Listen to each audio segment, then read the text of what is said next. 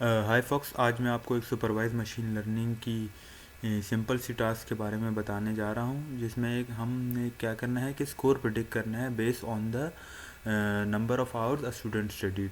तो पहले सेल में हमने पाइथन की जो डेटा मैनिपुलेशन की लाइब्रेरीज़ हैं और डेटा प्लॉटिंग की लाइब्रेरीज़ हैं वो इंपोर्ट की हैं। दूसरे सेल में हमने URL से डेटा लोड किया हुआ है अपने डेटा वेरिएबल में। और अगर आपको अपने परमानेंट स्टोरेज में भी सेव करना है तो आप data.toCSV के फंक्शन में नाम देके आपके उसी नाम से आपके स्टोरेज में सेव हो जाएगी। अब हमने data.shape का एक वेरिएबल का जो डेटा का एट्रीब्यूट है वो कॉल किया है, तो हमारे पास डेटा का शेप वो बता देगा कि कितनी नंबर ऑफ़ रॉस है और कितने नंबर ऑफ़ कॉलम्स हैं। तो हमारे पास नंबर ऑफ़ रॉस 25 है और नंबर ऑफ़ कॉलम 2 है, जो कि मैं आपको दिखाता हूँ डेटा की हमारे पास साइज़ और उसका फीचर्स कितने हैं। तो ये दो कॉलम्स हैं ना, एक कॉलम नंबर ऑफ़ आवर्स है जो कि डेटा इनपुट के तौर पर है, और दूसरा स्कोर्स यानी उस इनपुट पे स्कोर कितना प्रिडिक्ट हुआ है। प्रिडिक्ट मतलब ये तो हमारे पास एक्चुअल डेटा हमने मॉडल को ट्रेन करना है, वो फिर हमें प्रिडिक्ट करके देगा। जब ट्रेन हो जाएगा हम उसको नंबर ऑफ़ आवर्स देंगे और वो हमें स्कोर प्रिडिक्ट करके देगा। तो लेट्स मूव फर्दर। हम इस डेटा को देखना चाहते हैं कि डेटा है किस तरह, इसका फीचर्स के आपस में रिलेशनशिप क्या है। तो उसके लिए हमने डेटा को प्लॉट किया है। तो हमने एक्स एक्सिस पे आपको आवर्स स्टडीड को प्लॉट लिया हुआ है और वाई एक्सिस पे हमने परसेंटेज स्कोर को लिया हुआ है। तो इससे हमें ये आप देख सकते हैं कि ये पॉजिटिव रिलेशनशिप है, यानी आवर्स को अगर हम बढ़ाएं तो डेटा हमारे पास परसेंटेज स्कोर भी बढ़ते जाएंगे। सिमिलरली अगर आवर्स को हम कम करें तो हमारे पास स्कोर भी कम आता जाएगा। तो यानी एक पॉजिटिव रिलेशनशिप है हमारे पास में इनपुट और आउटपुट में। अब हम फर्दर मूव करते हैं। तो हमने अब चूँकि मॉडल को ट्रेन करने के लिए आपके पास डेटा स्प्लिट होना चाहिए आपकी इनपुट्स में और आउटपुट्स में। अभी हमारे पास डेटा एक डेटा फ्रेम में है जो कि मर्ज है, जिसमें इनपुट और आउटपुट एक ही डेटा फ्रेम में है। अब हम इनको अलग करना है, हमें स्प्लिट करना है इनपुट्स और आउटपुट्स में। तो इधर हमने data.ilog यानी इंटीजर लोकेशन की बेस पे हम डेटा को एक्सेस कर रहे हैं।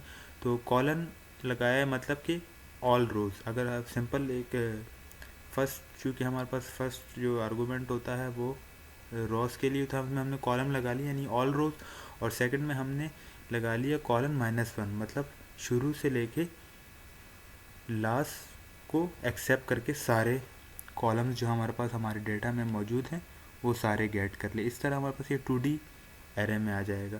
और 2D एरे में ज़रूरी इसलिए क्योंकि जब बाद में आप रिग्रेशन मॉडल को एज ए इनपुट दोगे ये, तो वो अगर आप चूँकि अब हमारे पास सिंगल कॉलम है, अगर हम सिंगल एरे में इसको ले लें तो वो वहाँ पे एरर आएगा क्योंकि उसकी इनपुट 2D में होनी चाहिए।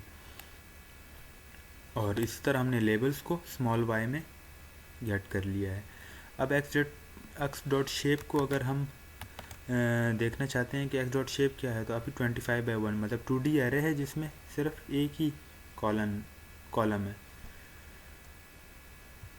आगे मूव करते हैं। हमारे पास अब चूँकि हमने मॉडल को जब ट्रेन करना होता है तो उसमें हमारे पास डेटा को हम दो हिस्सों में डिवाइड करते हैं, एक ट्रेनिंग डेटा में, एक टेस्ट डेटा में। वो इसलिए कि बाद में जब हम अपना ट्रेनिंग डेटा से अपने मॉडल को ट्रेन कर लें तो हमें एवेल्यूएट भी करना होता है कि हमारा मॉडल की एक्यूरेसी क्या आ रही है, आया कितना अच्छा हमारा मॉडल प्रेडिक्ट कर रहा है।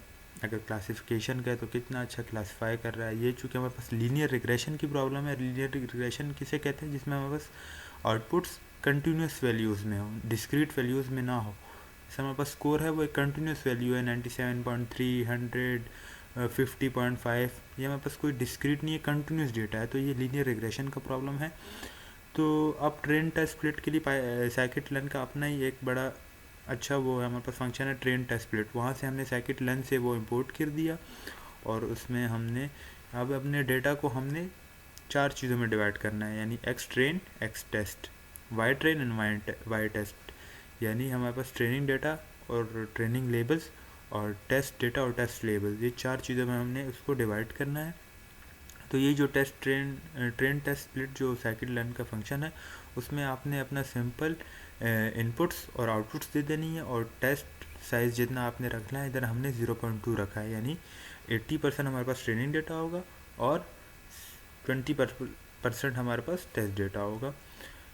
नेक्स्ट मूव करते हैं। अब हमने डेटा को सेपरेट कर दिया। हम एक्सट्रेन की शेप कंफर्म करने के लिए हम देखते हैं कि एक्सट्रेन की शेप क्या आई है। तो देखें हमारे पास एक्सट्रेन की शेप हमारे पास 20 आई है। 20 का मतलब क्या है कि 80% 25 का, अगर आप ऊपर देखें तो हमारे पास ओरिजिनल 25 रोज थी, अब 20 आ रही हैं। वो क्यों? क्योंकि हमने 80% रख लिया। 80% 25 का 20 होता है और 5 हमारे पास 5 रोज टेस्ट डेटा में चली जाएंगी। अब हम अपने मॉडल को ट्रेन करते हैं। तो हम साइकिल से लीनियर रिग्रेशन का मॉडल इंपोर्ट करते हैं। उस लीनियर रिग्रेशन का ही एक फंक्शन है फिट ट्रेन करने के लिए, उसका फिट फंक्शन होता है। उसमें आपने क्या करना होता है, हमने अपने मॉडल को ट्रेनिंग डेटा पे, याद रखना टेस्ट डेटा नहीं देना, ट्रेनिंग डेटा देना है। तो ट्रेनिंग में हमने उसका एक्स ट्रेन दे दिया और वाई ट्रेन, मतलब इनपुट, ट्रेनिंग इनपुट्स और ट्रेनिंग आउटपुट्स दे दी, और इसकी बेस पे हमारा मॉडल अब लर्न कर लेगा। अब जब हमारा मॉडल की ट्रेनिंग कंप्लीट हो गई तो हम अब रिग्रेशन लाइन एक प्लॉट करते हैं कि वो हमारे पास रिग्रेशन लाइन क्या आई है आफ्टर लर्निंग। तो ये उसका कोड है। आपको उसके रिग्रेसर डॉट कोफिशिएंट अंडरस्कोर और रिग्रेसर डॉट इंटरसेप्ट, इनको कोफिशिएंट को एक्स से आपके जो इनपुट डेटा था उसे मल्टीप्लाई करके प्लस आपने रिग्रेसर डॉट इंटरसेप्ट से प्लस कर लेना है। तो आपके पास एक रिग्रेशन की लाइन आ जाएगी। तो इधर आप हमारे पास एक सिंपल लीनियर रिग्रेशन लाइन आई है और वो भी पॉजिटिव, क्योंकि हमारे पास रिलेशनशिप ही पॉजिटिव था तो लाइन भी हमारे पास पॉजिटिव आई है। अब हम चूँकि जो हमने टेस्ट डेटा को डिवाइड किया था, अब उसका काम आ गया, क्योंकि अब हमने अपना मॉडल को एवेल्यूएट करना है कि कितना अच्छा हमारा मॉडल परफॉर्म कर रहा है। तो हमने अपनी मॉडल से अब प्रेडिक्शन करवानी है। तो हमने उसका ही फंक्शन है, लीनियर रिग्रेशन के मॉडल का एक प्रेडिक्ट फंक्शन है, जिसमें आपने डेटा देना है एज अ इनपुट्स देनी है और वो आपको फिर प्रेडिक्शन देगा। तो एक्स टेस्ट में हमारे पास 5 रोज थी, 20% डेटा का था। उसमें मतलब उसमें होंगे कि 5 नंबर ऑफ वो होंगे आवर्स, 5 नंबर ऑफ आवर्स के डेटा होगा, वो हम इनपुट देंगे तो 5 ही हमारे पास प्रेडिक्शंस आ जाएंगी। अब हमने एवल्यूएशन के लिए इधर मीन एब्सोल्यूट एरर कैलकुलेट करना है। ये भी सेकंड लर्न की लाइब्रेरी में से हम मैट्रिक्स का एक फंक्शन है जो कि वो आपको मीन एब्सोल्यूट एरर दे देता है। मीन एब्सोल्यूट एरर में आपने मैट्रिक्स से कॉल करना है और उसको आपने आर्गूमेंट में वाई टेस्ट देना है। वाई टेस्ट का मतलब क्या था, जो एक्चुअल प्रेडिक्शन है, और वाई प्रेडिक्ट जो हमारे मॉडल ने प्रेडिक्ट की है। तो इन दोनों के दरमियान जितना एरर है वो आपको कैलकुलेट कर देगा, और ये एरर हमारे पास आया 4.183। एंड अगर राउंड ऑफ आप कर ले तो 4.18 का एरर आपके पास आ गया, 2 डिजिट तक अगर आप राउंड ऑफ करते हैं। अब हमने एवल्यूएशन भी कर ली, एरर भी हमारे पास आ गया। अब प्रेडिक्ट करते हैं। आपको दिखाने के लिए एक डेटा फ्रेम हमने बनाया हुआ है जिसमें हम एक एक्चुअल स्कोर रखेंगे और हम दिखाएंगे कि वो प्रेडिक्ट क्या किया हुआ है। तो प्रेडिक्शन हमने रिग्रेसर के वही प्रेडिक्ट फंक्शन में एक्स टेस्ट दिया है। ये वो डेटा था जिस पर मॉडल ट्रेन नहीं हुआ था, ये हमने सेपरेट रखा था टेस्टिंग के लिए। तो वाई प्रेडिक्शन आ गई। अब हमने ये प्रिंट किया है, एक डेटा फ्रेम बना के उसमें प्रिंट कर दिया है कि वाई टेस्ट यानी एक्चुअल स्कोर क्या था, प्रेडिक्टेड स्कोर। तो ये आप देखें एक्चुअल स्कोर 2060।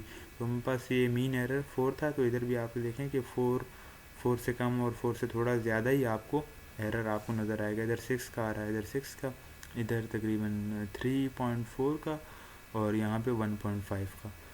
तो वो मीन एरर था, सबको सारे एरर मिला के उनका मीन लेके 4.18 आया था। Now predict the score for student.